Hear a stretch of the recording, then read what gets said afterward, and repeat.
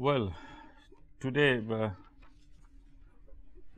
before we start with the welding parameters and their effects, little bit is left from yesterday's regarding power supply. We'll do that and then we'll go over to the welding parameters and their effects. So, we have seen constant current power source and constant potential power source. There is another mode which is referred to as pulsed mode power supply. There is also a DC supply. Is also a DC supply, but it's in a pulsing mode. Like we have seen the both. I mean, constant current or constant potential. It was a DC. The characteristics we have seen that with current drooping or current remaining flat with respect to voltage. But essentially, if we see the current voltage versus time, it is a straight line, right? Here, it's in a pulsing mode. So, generally, what we see is it is it can be schematically shown like this.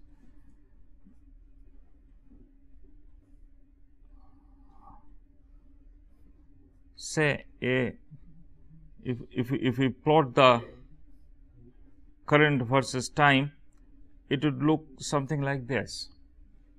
That means, with time the current I am fluctuating in a predetermined fashion. It is not a random fluctuation. So, what I have here, I can refer to this current level as I am seeing that over time that is minimum, I am coming down, I am not going below that. So, that is as if my background current, that is referred to as background current, right. So, that is held constant, I am not going below that. Here I see this level again held constant at a higher level, and that is also I am not exceeding. So, can be referred to as peak current. That means I am having that much as peak current, and this duration of time is the so called pulse current. I can name it as, means the pulse is being given, the pulse of peak is being given for that time period, for that duration. How is that we call this current?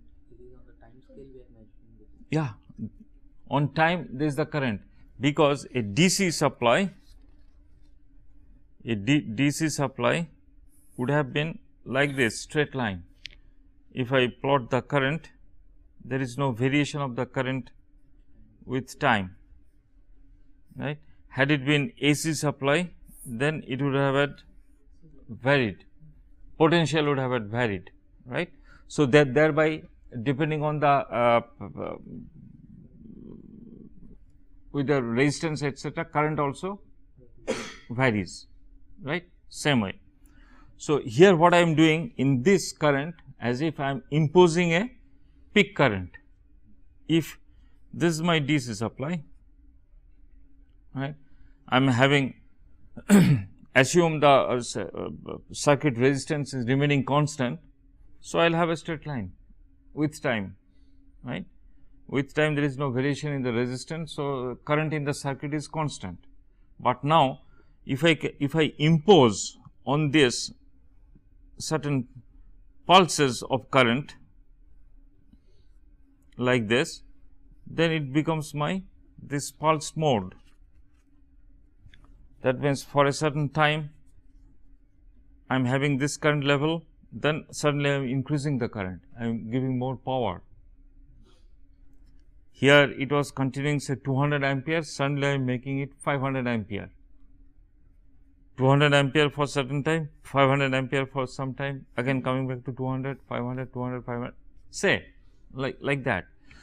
So, that is what this peak is referred to as pulse, well, peak current, and this time is the pulse current, is the time for the peak current, right. And this is the interval time for the background current. or background current pulse. Actually, background current pulse. This is better, we write peak current pulse, otherwise peak current pulse is a background current pulse. So, what we see here, that I do not unnecessarily give continuously a high current. In this, what I have done, suppose for doing welding I need say 800 ampere, but if we really see, I may find out that I do not need it continuously, only I need when metal transfer is taking place.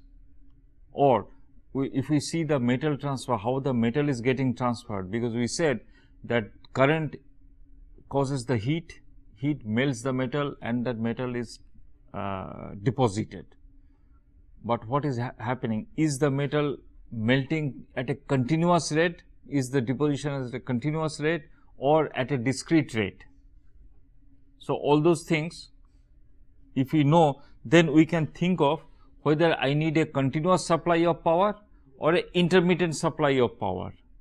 By intermittent means a kind of this, a pulsed mode. Then what I achieve through this is that I save in terms of power, because for this period I am consuming less power, right. Here I am consuming more, again less. So, I save in terms of power, I save in terms of heat going into the plate, because more heat going into the plate leads to more heat related problems, thermal deformations, thermal stresses, residual stresses. So, that is also so called reduced, right. So, this is what is a pulsed mode power supply. So, this has a relevance with the metal transfer mechanism, how the metal gets transferred. So, let us take a look at how metal transfer takes place, right. So, metal transfer mechanism.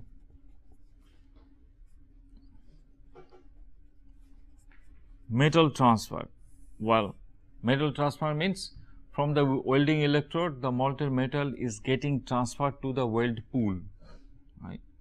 So, we see that if we when a welding is being done, if we have a very high speed camera and you can capture the picture in the welding arc, because metal transfer will take place through the arc, right. Along the arc that transfer will take place, that means you have the, say, the plate, you have the electrode and there is this arc. So, through this your metal is coming down. So, if we can look into this, then what has been observed, that depending on conditions, depending on the various conditions of the welding arc, conditions means the composition of this plasma column, means whether it is a argon plasma or CO2 plasma or helium plasma, whatever, that means what kind of fumes are there, what kind of gases being used, right, what is the current, right, what is the diameter of the electrode, and so on and so forth. Through that, it has been observed, depending on situation, either we have a case which can be referred to as spray transfer, or we have a case which can be referred to as globular transfer, right. That means two modes of metal transfer was observed. What are those modes? Spray transfer. In that mode, what was found, that about few hundred drops of molten metal per second. That means the molten metal transfer taking place per second appeared to be in hundreds, right. So, schematically it can be shown something like this.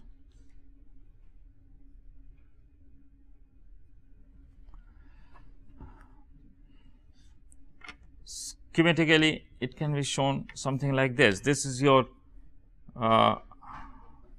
spray transfer.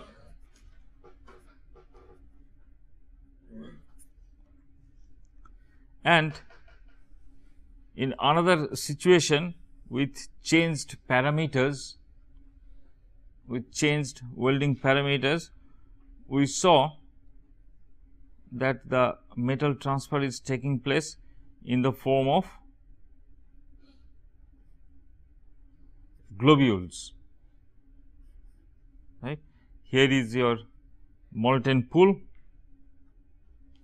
this is my weld pool, right.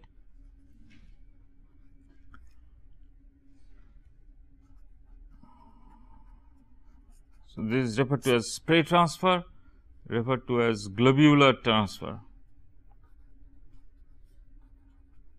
So, what we see the difference between these two, that in one case I have small droplets, and these small droplets could be few hundreds per second. How many? Around hundreds per second, hundreds of drops. So, as if the metal is getting sprayed, right. Here it is few drops, less than 10 drops per second.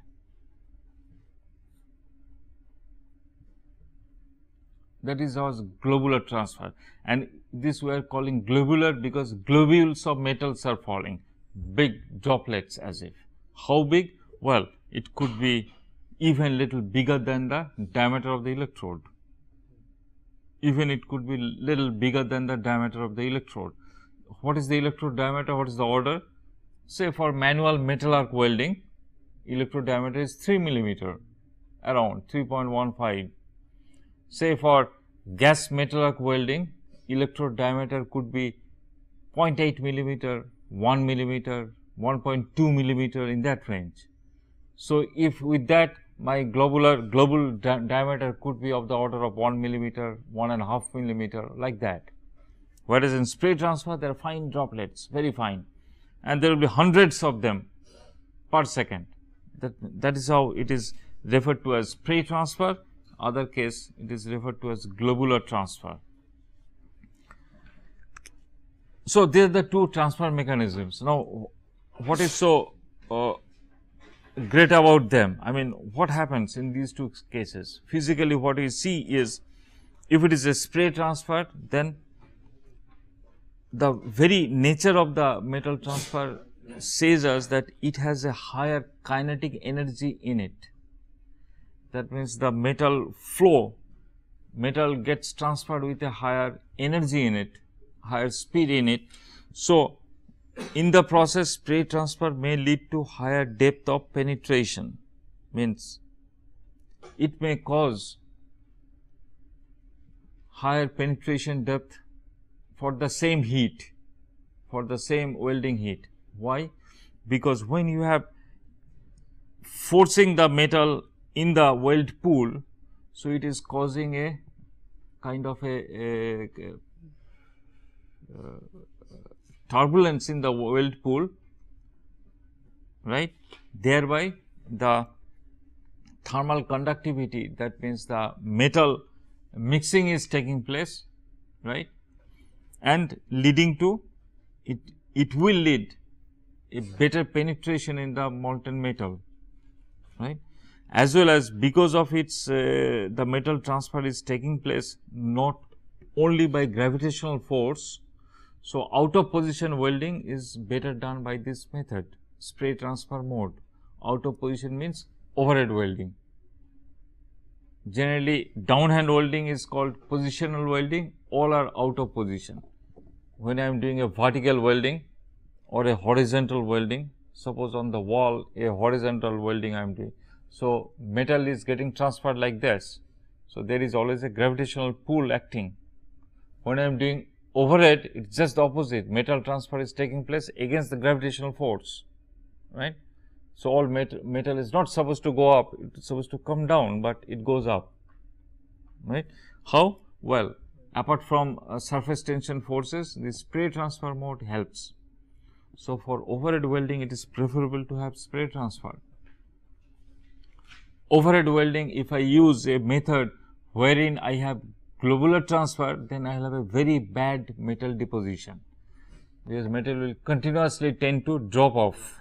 Only by means of, because of surface tension forces, some of the metal will stick, otherwise it will fall off, right.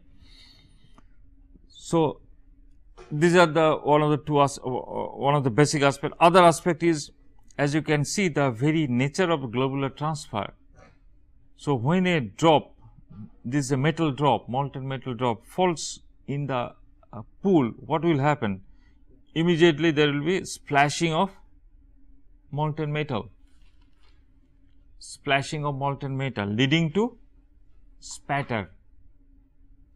That means you will find, when you have if you have welding procedure such that your metal transfer mechanism is globular transfer, all along the weld line you will have droplets of metal beads. Along the weld, along this you have done welding, on the sides you have metal beads, something like this.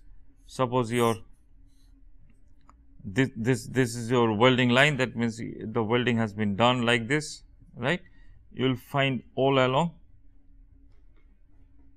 there are drops, metal beads. It is nothing but metal has splashed. This is what is called spattering has taken place, and this spattering, well, not only your weld metal has got wasted, but also it may lead to, because when it is falling, it is splashing, it may lead to entrapment of gas and thereby causing porosity also possible.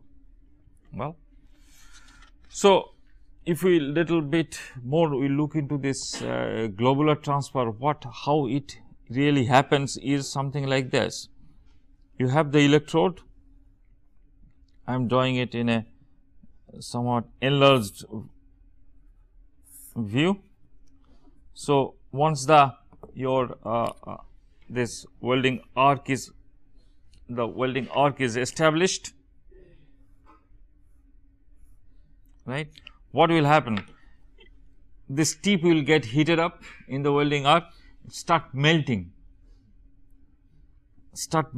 and a sort of a molten ball will form, somewhat like this. It will melt and a globule will form, sticking to the electrode. Why it will stick to the electrode? Because of surface tension, stick to the electrode. Gradually the size will increase with time, it will increase till the weight of this ball exceeds your surface tension forces. So, what will happen? It will get detached. Next stage, it will just get detached.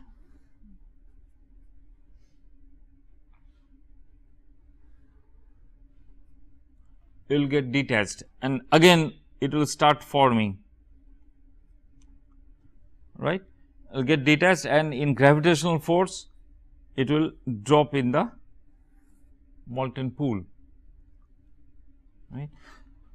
So, it is a continuous repetition of this process. It will melt, a globule will form, grow in size, get detached, drop, and this process will go at what rate? Around few drops per second. So, the diameter of this globule will be bigger than this electrode for obvious reasons, and when it falls it will cause splashing and all that. Whereas, in this case, spray transfer mode, the electrode tip will, after it attains that necessary temperature, it will become pointed, automatically it will become pointed, and fine droplets will start coming out. When it happens? Well, there is, when this spray and when this globular mode, the transfer from globular to spray happens with a increase in current, welding current. There is something called transition current. As we exceed the transition current, then the globular transfer changes over to spray transfer. How much is the transition current? That depends on the property of that plasma column. That means, depending on the shielding gas medium, depending on the shielding gas medium, this transition current depends. That means there is something called transition current.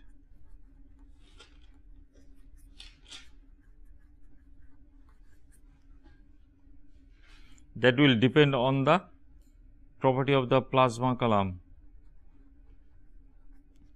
of the arc plasma, right.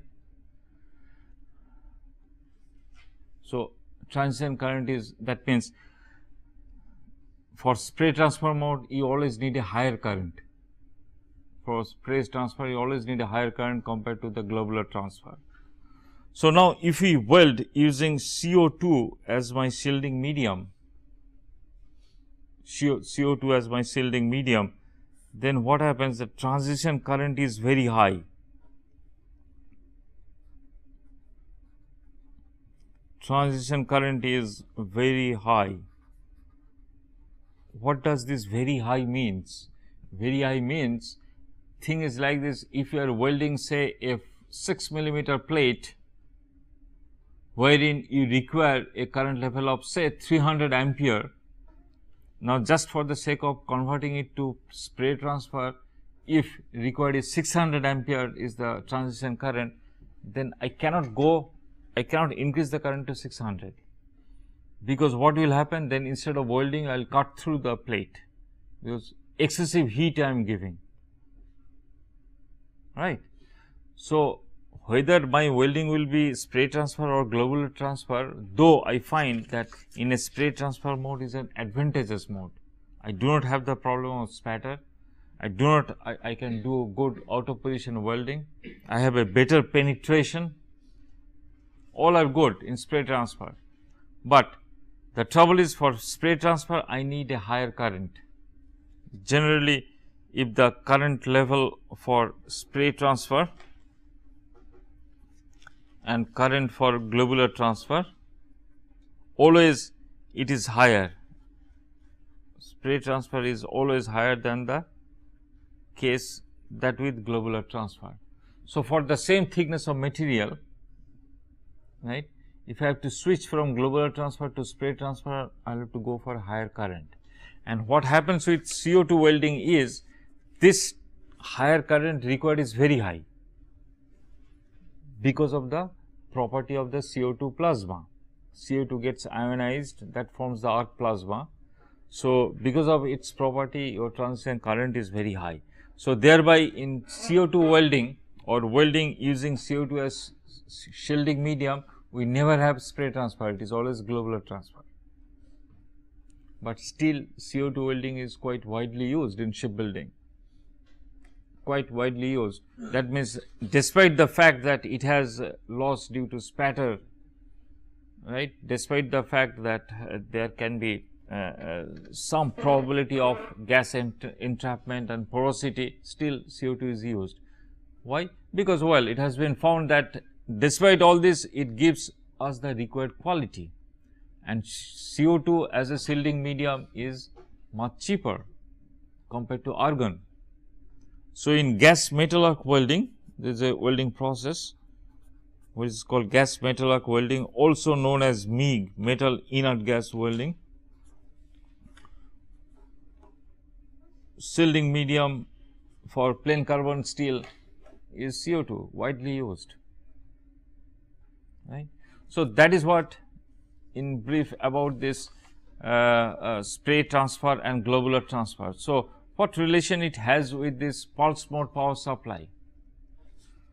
This is one thing what we see here, that this we had been talking about transition current. I need a higher current to have spray transfer. So, with a pulse mode power supply, I can adjust my peak pulses such that, suppose I give 150 pulses per second, means 150 drops will go per second.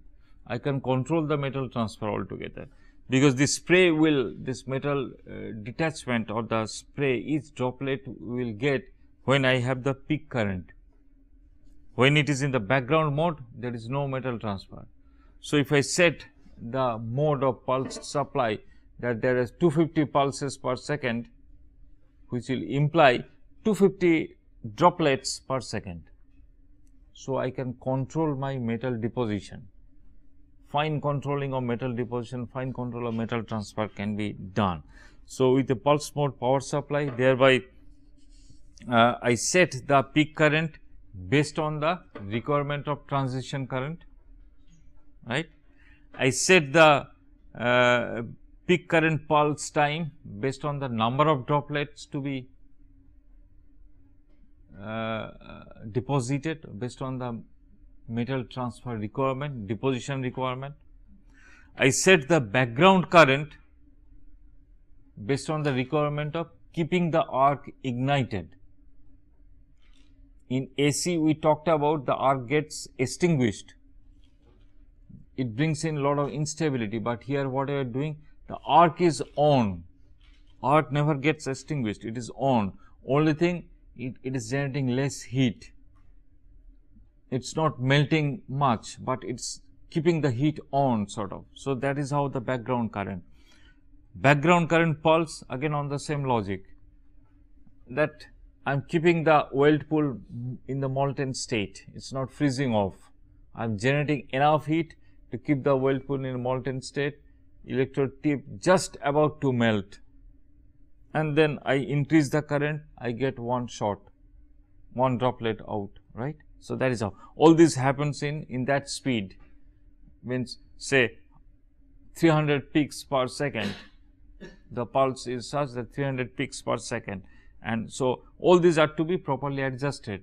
In the pulse mode power supply, you will have mechanism to adjust all these peak current, background pulse, all those parameters, and you can achieve. So, that is what is the metal transfer in general, the metal transfer mechanism, as we see that in spray transfer and globular transfer, as well as their basic features, what they are about, that means how they affect the metal transfer and the weld quality. So, as we see that if argon or helium, such inert gases are used, then one can achieve spray transfer, but if we use CO2, carbon dioxide, we cannot achieve. Well, so next we will go to, in fact, the welding parameters and their effects.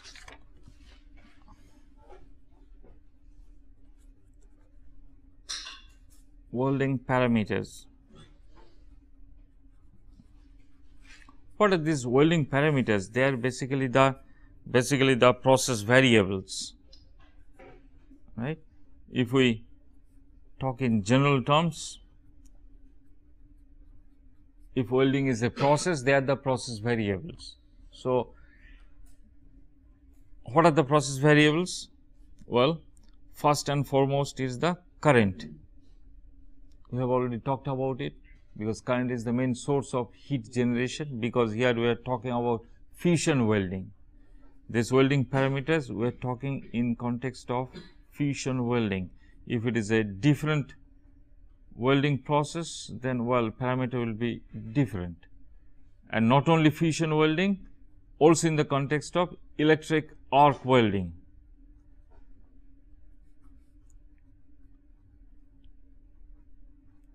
So, fusion is being generated through the heat of electric arc, because if it is electric resistance welding, then again some of the process variables will be different. If it is a what is that, spot welding, again some of the parameters would be different. So, for the time being, talking about fusion welding done through electric arc welding. So, first and foremost, process variable is current. Next is arc voltage, right, welding speed,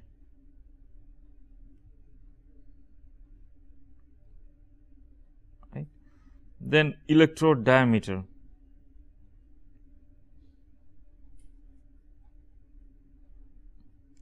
this is the electrode diameter,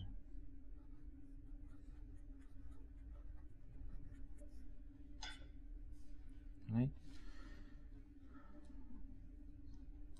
Then you have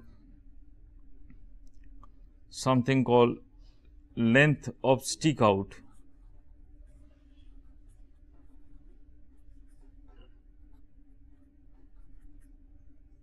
There is something called electrode feed speed.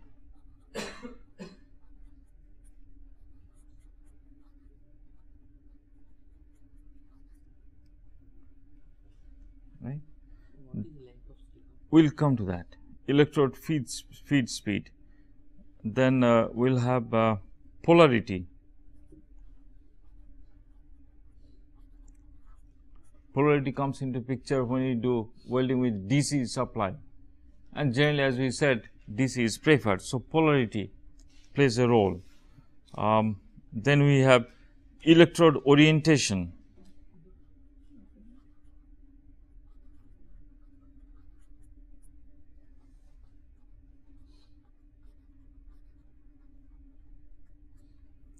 And finally, shielding medium.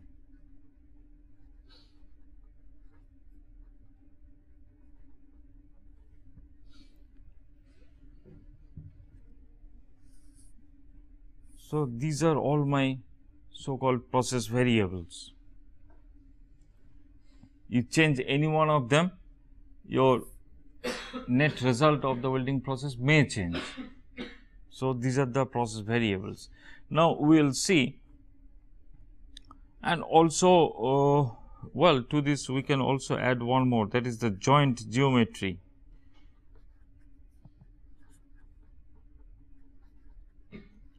This is the indirect process variable, means I am doing the welding,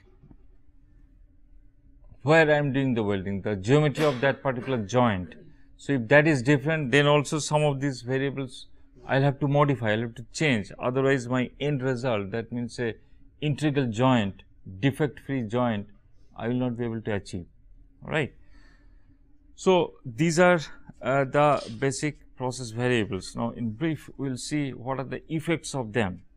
With current, welding current, it essentially affects the heat generation, thereby it affects melting rate, right, that influences deposition rate. By deposition rate we mean how much metal, filler metal is melted and deposited. So increasing current, I will have that more metal will melt, so deposition rate will change. Also heat will affect the fusion zone.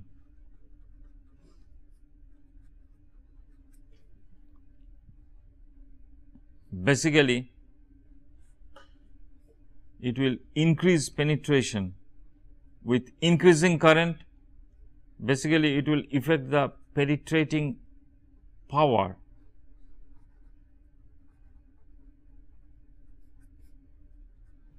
Means if I increase current, penetration will increase.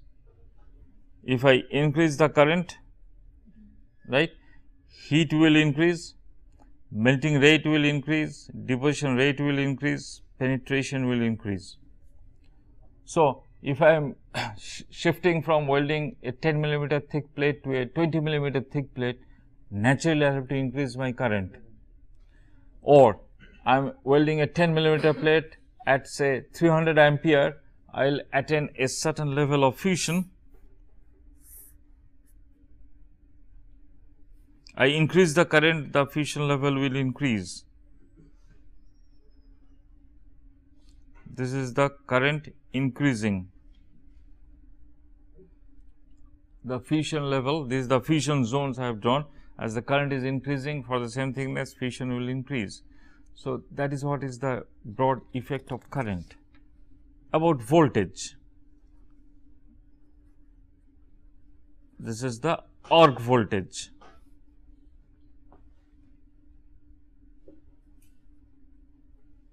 That means voltage drop at the arc.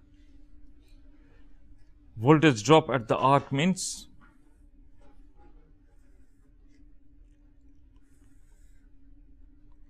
if I have a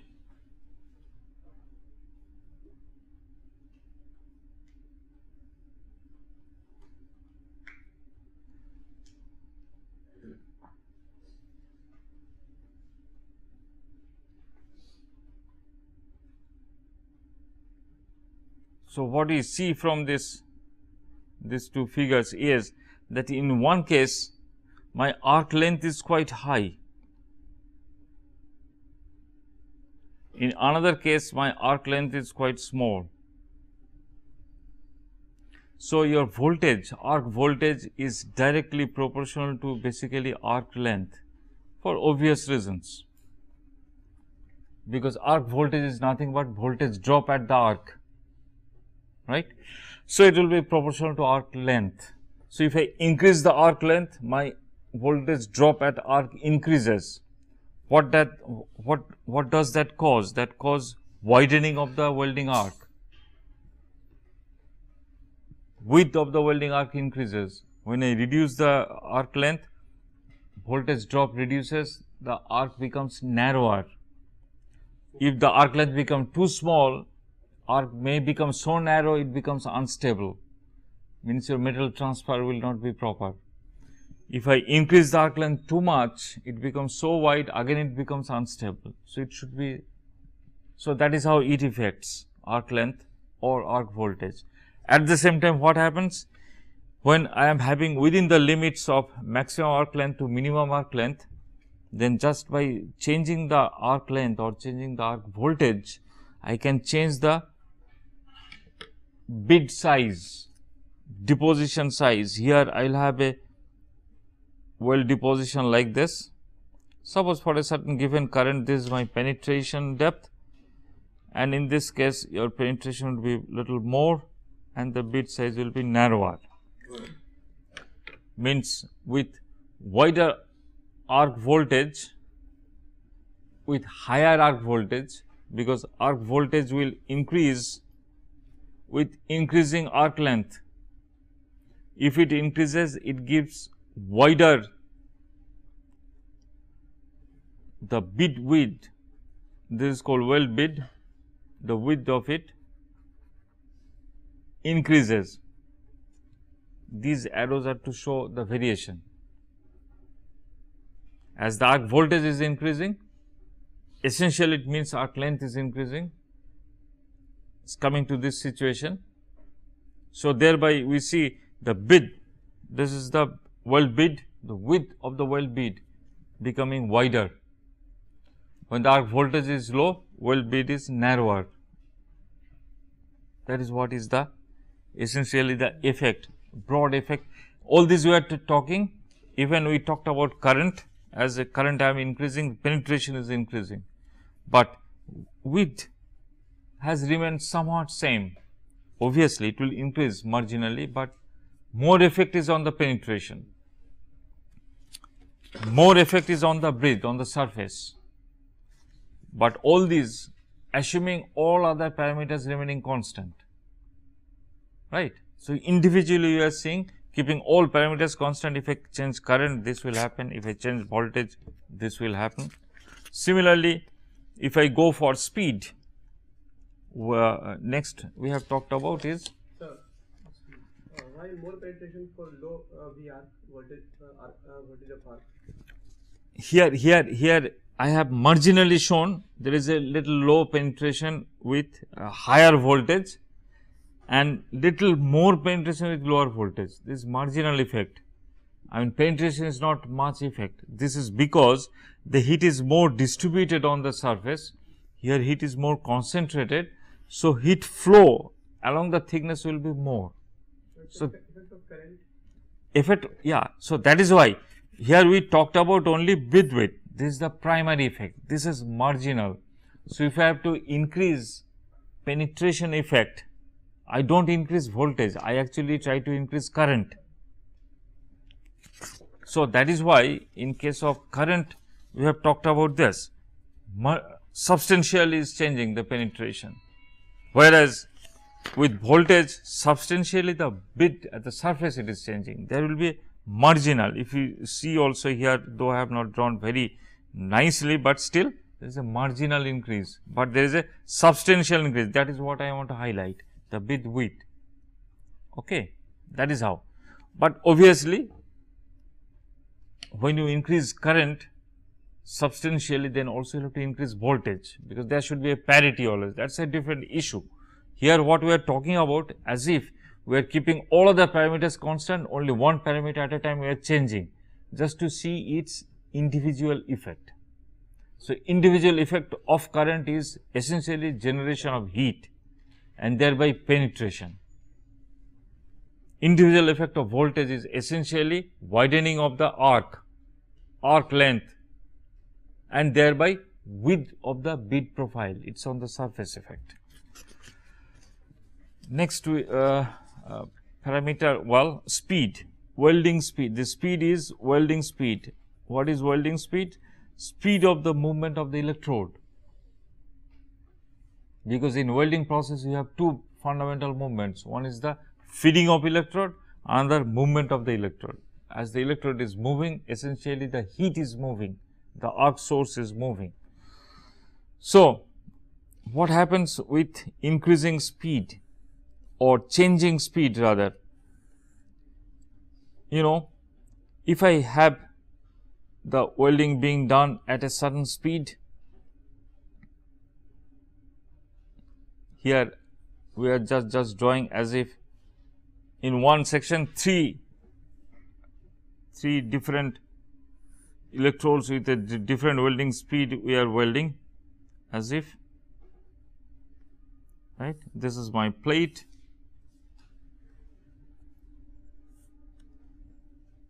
Okay. What we will see, as we go on changing the speed, say for a given set of current and other parameters, I increase the speed gradually.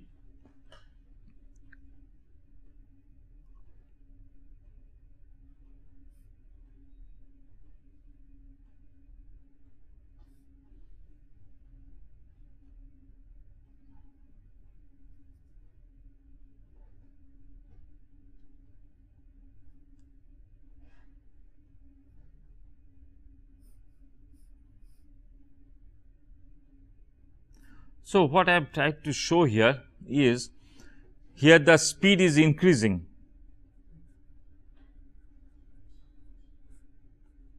as I am going from this electrode 1 to electrode 3, the welding speed is increasing. The welding speed is increasing as I am shifting from electrode 1 to electrode 3. So, if the speed is less, means what? I am giving more time for the heat to flow. Speed less means I am holding the heat source at a point for a longer duration, right. So, I am giving more time for the heat to flow. So, if I give more time for the heat to flow, means more material will attain a higher temperature, will lead to a higher penetration, also higher bit width, because overall fusion will be more, right. Overall fusion will be more, but as you can see, the way I have tried to draw here, say here we have shifted from 0.5 meter per minute speed to 1 meter per minute, doubled it speed, but the change in the penetration is marginal, not much. That means, by decreasing speed, I will definitely attain a higher penetrating power, but that is marginal, not like in the case of current, there it was substantial, but it is marginal. So, if I want to achieve higher penetration, I do not actually decrease speed, I will rather increase current. Why that happens? But logically, if I hold the heat source here for a longer time, more metal should have had melted. That does not happen, because what actually happens is, suppose this is my molten pool, molten metal, and you know the arc is at the surface. So, heat is getting conducted, right. Molten metal has a low thermal conductivity compared to the solidified metal. Thermal conductivity reduces. Thermal conductivity of metal is a function of temperature. It drastically reduces. So, the molten metal at the bottom of the pool surface acts as a insulating medium, means not much of heat is transmitted. So, as the pool depth increases beyond a certain depth, it will not increase further.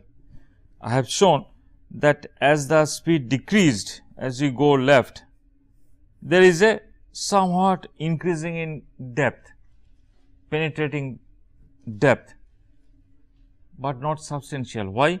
Because it has attained a saturation. I go further, lessen the speed to 0.2 meter per minute, I will have more or less the same penetration.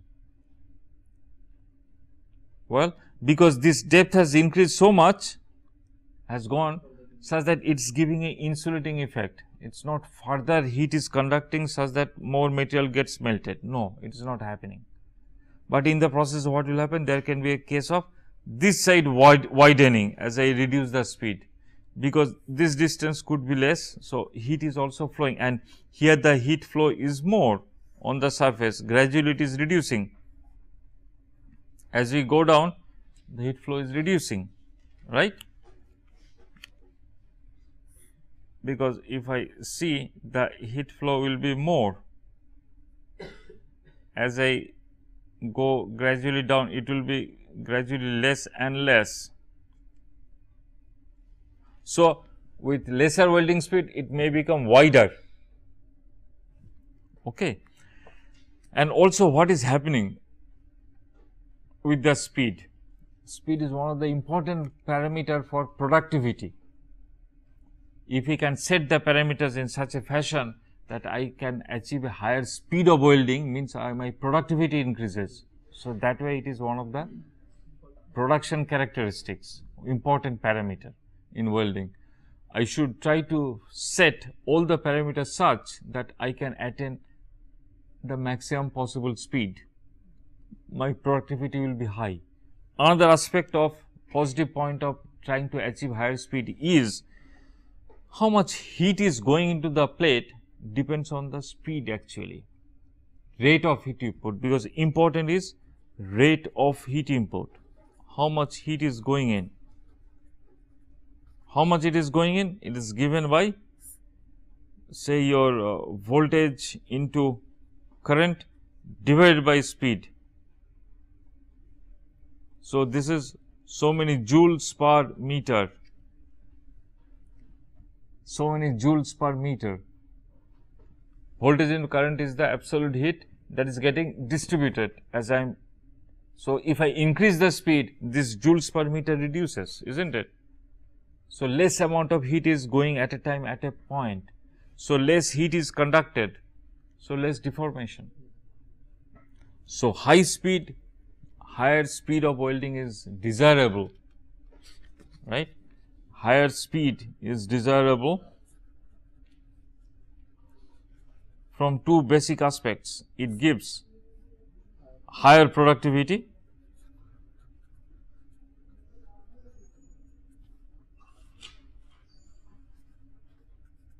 and also it gives lesser distortion and residual stresses.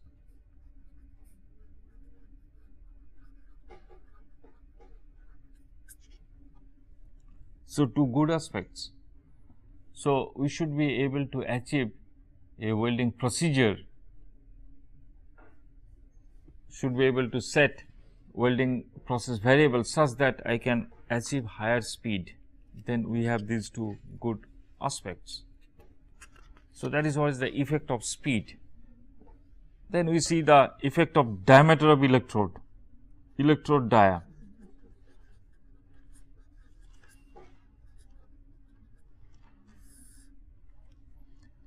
Well, higher the electrode dia, obviously you need, for a given set of when you need a high deposition rate, means more metal has to be deposited. High deposition rate essentially translates to higher productivity also, because many a time productivity is calculated, welding productivity is calculated by way of how much meter you have welded or by way of how much material you have deposited. More frequently it is in terms of so many kilogram per hour. This is the measure of welding productivity, because how many meters you have welded, again it's little vague whether the welding is complete or not. I have welded 10 meters, but it needs to be re-welded again, not re-welded, I would say another run has to be given, because there can be a case of multi-run welding, isn't it? Say I have a, this is, we are talking about joint geometry, this is one of the joint geometry. Suppose I have the joint designed like this, I have given one run, 10 meters I have welded, I have to give one more, probably another 3 runs. So, it is more important to talk in terms of how much of material has been deposited, kilogram per hour. So, a welder, to assess how much work he has done, will be assessed through how many electrodes he has consumed or how much of material he has consumed in his working shift. So, that comes from the this aspect of deposition rate. Now higher, to increase deposition rate, you have, if I increase the electrode diameter, obviously it will give me higher deposition rate for the same feeding speed. There is something we have, electrode feed speed, right? Along with this is the electrode feed speed. So, if the electrode feed speed is kept constant, with increasing dia I have higher deposition rate.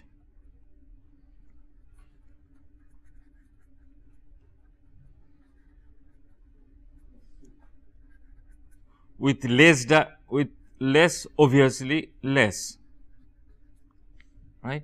But at the same time, when I am increasing the diameter, I have to simultaneously increase the current also, because I need equivalent amount of heat to be generated. So, naturally with increasing dia I will have higher current. But if I think in terms of current keeping constant, I am just shifting from 0.8 millimeter dia to 1 millimeter dia, which is not a substantial increase. So, I may keep the current same. So, what is the effect, overall effect? Effect would be lesser diameter means higher current density. Lesser diameter means higher current density. So, with higher current density, I can achieve a better penetration. So, that is also is there.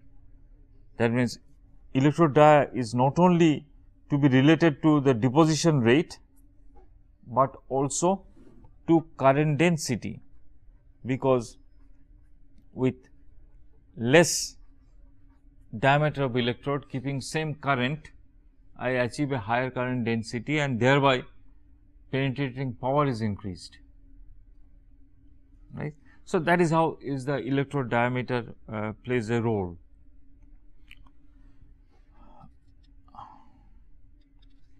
Well, I think we stop here today. We will continue tomorrow with the rest of the items, and then we will see what are the, in brief, we will see what are the various welding processes used in shipbuilding industry.